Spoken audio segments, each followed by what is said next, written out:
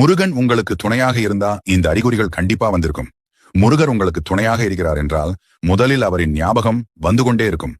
எதற்கெடுத்தாலும் முருகா முருகா என்றும் ஓம் சரவணபவ என்றும் கூறுவீர்கள். அவர் மீது அன்பு அதிகரித்துக் கொண்டே போகும். அடுத்தாக வேல், சேவல், மயில் இதெல்லாம் பார்க்கும்போது உடனே முருகர் ஞாபகம் வந்துவிடும். அது மட்டுமில்லாமல் வேல், சேவல், மயிலை அதிகமாக பார்த்து கொண்டே இருப்பீங்க.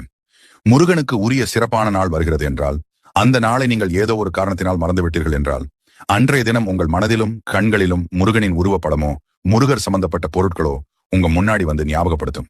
இது மாதிரி உங்களுக்கு நடந்திருக்கப்ப போய் காலண்டர் பாத்தீங்கன்னா அன்னைக்கு முருகருக்கு உகந்த நாளாக தான் இருக்கும்.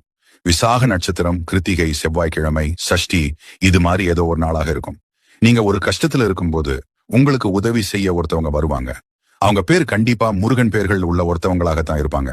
அடுத்து மனசுக்குள்ள ஏதாவது ஒண்ணு போட்டு குழப்பிட்டு இப்ப நம்ம எடுத்திருக்கக்கூடிய இந்த முடிவு சரியா தப்பான்னு குழம்பி தவிக்க